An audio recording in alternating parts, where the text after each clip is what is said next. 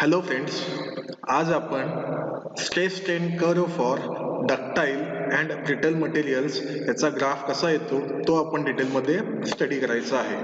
म्हणजेच काय, कोणत्याही बॉडीवरती जर आपण लोड अप्लाय केला तर त्याच्यामध्ये स्ट्रेस डेव्हलप होतात, स्ट्रेन डेव्हलप होतात आणि त्याचा ग्राफ कसा येतो आणि ठराविक वेळेनंतर त्याला काहीतरी ब्रेकिंग पॉईंट आपल्याला मिळतो. म्हणजेच काय, बॉडीला लोड अप्लाय केल्यानंतर एका ठराविक वेळेनंतर ती बॉडी काय होते, फेल जाते, ब्रेक होते.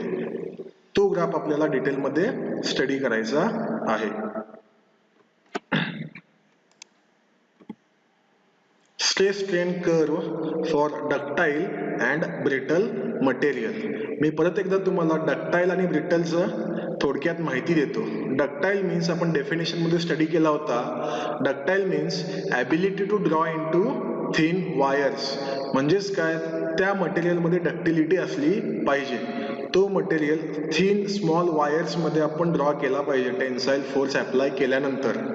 आणि ब्रिटल मीन्स फॉर एक्झाम्पल, कोणत्याही बॉडीला आपण फोर्स अप्लाय केला तर तो सडनली फेल होतो before giving to prior intimation. तो कोणत्याही प्रकारचं आपल्याला नोटिफिकेशन देत नाही फेल्युअरच्या आधी, सडनली तो ब्रेक होतो. फॉर एक्झाम्पल, आपण त्याच्यामध्ये ग्लासचा एक्झाम्पल घेतला होता, चॉकचा एक्झाम्पल घेतला होता आणि डक्टाईल मध्ये जर सांगितलं माइल्ड स्टील हा बेस्ट एक्झाम्पल आहे डक्टिलिटीसाठी.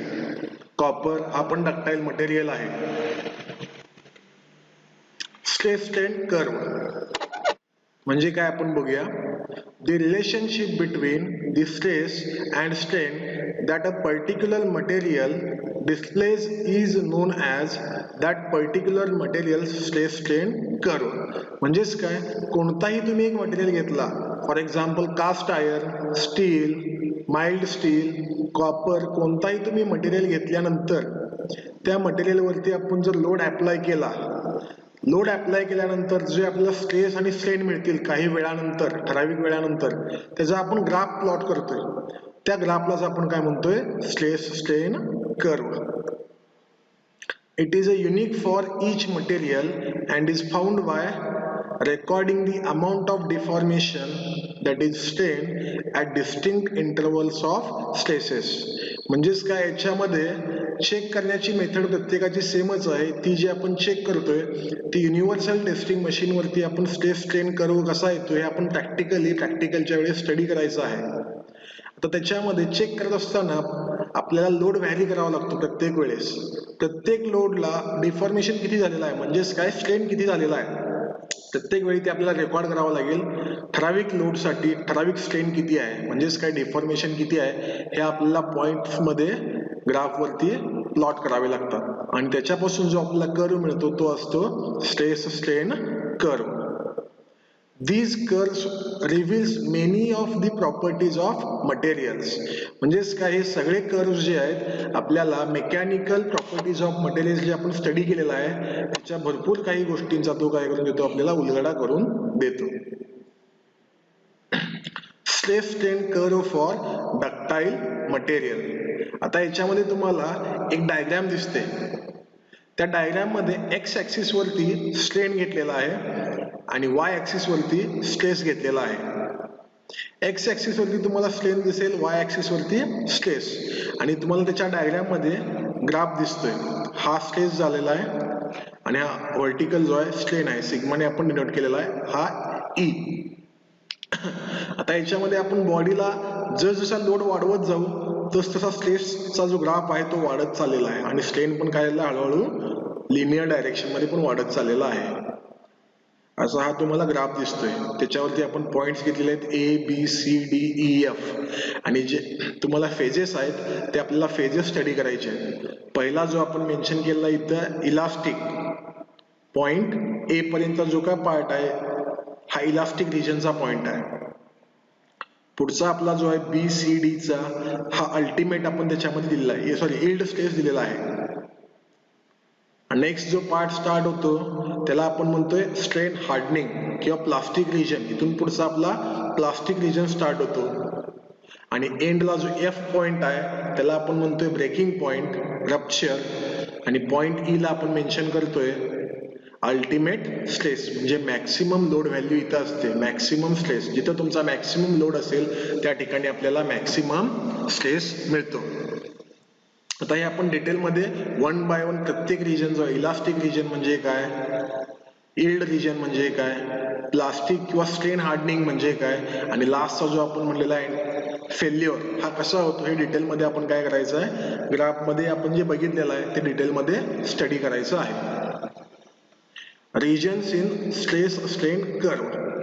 Typical regions that can be observed in stress strain curve are: first is the elastic region, second is the yielding, next is the plastic region, strain hardening, necking and failure. हे diagrammatically तुम्हाला आणखी clear होऊन जाईल. ह्याच्यामध्ये जो आहे first इथून इथपर्यंत आपण ए घेतला होता, इलास्टिक रिजन. इलास्टिक मीन्स आपण काय म्हणतो, याच्यामध्ये जर बॉडीवरती आपण अप्लाय केलेला फोर्स काढून घेतला तर ती बॉडी आहे त्या साईज आणि शेप मध्ये रिटर्न आपल्याला मिळते, म्हणून त्याला आपण मेन्शन केला इलास्टिक रिजन. कोणत्याही इलास्टिक मटेरियलला आपण फोर्स अप्लाय केल्यानंतर ती बॉडी आपल्या ओरिजिनल शेप आणि साईज मध्ये परत येते, तेच तुम्हाला दिला इलास्टिक रिजन मध्ये. If the specimen returns to its original length when the load acting on it is removed, it is said to be response of elastically. Second जो आहे आपला त्याच्यामध्ये यील्डिंग. यील्डिंग मीन्स त्याच्यामध्ये विदाउट इन्क्रीजिंग लोड, म्हणजे load आपण न वाढवता त्याच्यामध्ये स्ट्रेन म्हणजे चेंज इन डायमेन्शन्स आपल्याला मिळतात, यील्डिंग त्याला आपण म्हणतोय. त्याच्यामध्ये काय होतं, थोडंसं तुमची इन्क्रीज इन लेंथ तुम्हाला मिळू लागते. इथं आपण बघितलेलं आहे या रिजन मध्ये यील्ड आपण दाखवलेला आहे. यील्ड मीन्स व्हॉट, स्ट्रेस तुमचा जो आहे सिग्मा वाय हा कॉन्स्टंट आहे पण स्ट्रेन वाढत चाललेला आहे एक्स ऍक्सिस वरती, म्हणून त्याला आपण म्हणतोय यील्ड स्ट्रेस. यील्डिंग मध्ये काय होतं, without increasing load or stress strain is increases. A slight increase in stress above the elastic limit will result in permanent deformation. म्हणजेच काय, त्याच्यामध्ये परमनंट आपल्याला चेंजेस मिळतात. परमनंट चेंजेस म्हणजेच काय, डायमेन्शन्स त्याच्यामध्ये इन्क्रीज होतात. चेंज इन लेंथ जो आहे तो परमनंट असतो. पण आपण पहिल्यांदा बघितलं इलास्टिक रिजन मध्ये चेंज इन लेंथ जो आहे तो परमनंट असत नाही, तो परत आहे त्याच्या पोझिशन मध्ये येतो. This behavior is called as yielding. The stress that causes yielding is called as the yield stress and that is denoted by SY. Yield stress जो आहे आपण SY ने denote करतो. The deformation that occurs is called plastic deformation. आणि जे काय त्याच्यामध्ये changes होतात ते चेंजेस परमनंट असतात, म्हणून त्या चेंजेसला आपण काय म्हणतोय, प्लास्टिक डिफॉर्मेशन. जर ते चेंजेस परत त्याच्या ओरिजिनल पोझिशन मध्ये येत असेल तर त्याला आपण इलास्टिक म्हणणार. जर चेंजेस परमनंट असतील तर त्याला आपण प्लास्टिक डिफॉर्मेशन डिफाइन करतोय. Next is a strain hardening. तर डायग्राम मध्ये परत आपण जाऊया. स्ट्रेन हार्डनिंग हा टोटल यील्डिंगच्या पुढचा जो काय तुमचा पार्ट आहे त्याला आपण काय मेन्शन करतोय, strain hardening. Strain hardening is nothing but increasing level of a graph. जो ग्राफ आपला वाढत वाढत चाललेला आहे तो सगळा काय असतो, स्ट्रेन हार्डनिंगचा असतो. स्ट्रेन म्हणजेच काय, चेंज इन लेंथ जी वाढत चाललेली आहे आपली ती कंटिन्युअसली इथून पुढे काय होते, वाढतच जाते, म्हणून त्याला आपण मेन्शन केलेलं आहे strain hardening. A further load can be applied to the specimen, resulting in a cure that rises continuously but becomes flatter until it reaches the maximum stress, referred to as ultimate stress, SU. SU means ultimate stress. सगळ्यात जो आपल्या graph मध्ये maximum स्ट्रेसचा level असतो त्याला आपण SU ने denote करतोय आणि त्याला म्हणतोय ultimate stress. This rise in the curve is called as strain hardening. जसं मी तुम्हाला सांगितलं, जसा कर्व तुमचा ग्राफ वाढत वाढत चाललेला आहे त्यालाच आपण काय म्हणतोय, स्ट्रेन हार्डनिंग. आणि स्ट्रेन हार्डनिंग वरतीच आपल्याला अल्टिमेट लोड, अल्टिमेट स्ट्रेस जो असतो तो मिळतो. इथं तुम्ही बघितला तर हा जो पॉइंट असतो तो अल्टिमेट स्ट्रेसचा पॉइंट आहे, आणि जर तुम्ही मागच्या डायग्राम मध्ये गेला हा पॉइंट ई म्हणजेच काय असेल, अल्टिमेट स्ट्रेस. आणि याच्यामध्ये इथं आपल्याला पॉइंट बी ला यील्ड स्ट्रेस मिळतो. असे दोन टाइप्स आहेत, हा यील्ड स्ट्रेस असेल आणि हा अल्टिमेट. आणि जर तसंच तुम्ही पुढे गेला हा F म्हणजेच काय असतो आपला फ्रॅक्चर पॉइंट, ब्रेकिंग पॉइंट. म्हणजे तिथं आपला जो मटेरियल आहे तो फेल जातो. याच्यामध्ये फ्रॅक्चर पॉइंट इथं तुम्हाला दिसतो, याच्यामध्ये बॉडी काय होते, फेल होते. आता पुढे तुम्हाला अल्टिमेट स्ट्रेसच्या पुढे मेन्शन केलेलं आहे necking is formed. Necking mention केलं आहे. आता नेकिंग म्हणजे काय आपण डायग्रामॅटिकली डिटेलमध्ये बघूया. After the ultimate stress, the cross-sectional area begins to decrease in a localized region of the specimen instead of over entire length. The load and stress keeps dropping until the specimen reaches the fracture point. हा बघा, load किंवा stress जो आहे keep dropping म्हणलेला आहे after ultimate stress. आता या बॉडीमध्ये जर आपण हा अल्टिमेट स्ट्रेस बघितला, हा पुढे वाढत जात नाहीये. ह्याच्यानंतर लोड काय होतो किंवा स्ट्रेस काय होतो, हळूहळू कमी कमी होत चाललेला आहे आणि एका ठराविक ठिकाणी येऊन ब्रेक होतो. म्हणजेच काय, हा जो ब्रेकिंग स्ट्रेस आहे तो अल्टिमेट स्ट्रेस पेक्षा कमी असतो. म्हणजेच ब्रेकिंग लोड जो आहे अल्टिमेट लोड पेक्षा कमी असणार. आता याच्यामध्ये नेकिंग आणि ब्रेकिंग कसा होतो तो आपण स्टडी करूया. आता कोणत्याही मटेरियलचा आपल्याला टेस्ट करायचं असेल, माइल्ड स्टील असू दे किंवा कॉपर असू दे, कोणताही असू दे, त्याला फर्स्ट ऑफ ऑल आपल्याला एक स्पेसिमन बनवून घ्यावा लागतो. जसं इथं डायग्राम मध्ये दिलेलं आहे, आपल्याला प्रॅक्टिकलमध्ये ते डिटेलमध्ये बघायचं आहे. आणि या बॉडीवरती आपण ऍक्सियली फोर्स P अप्लाय केलेला आहे. जसं आपण या बॉडीवरती फोर्स अप्लाय करेन, इथं तुम्हाला डायग्राम मध्ये दिसतो नेकिंग फॉर्म झाला आहे. नेकिंग म्हणजेच काय, due to increase in length there is a decrease in diameter of that body. आणि जसा लोड वाढत जाईल तसं इथं नेकिंग फॉर्म होतो आणि after ultimate load, after ultimate stress हा एका ठिकाणी येऊन काय होतो, ब्रेक होतो. म्हणजे याचे दोन भाग होतात आणि तो तुम्हाला मिळतो ब्रेकिंग पॉइंट किंवा आपण त्याला म्हणलेला आहे फेल्युअर.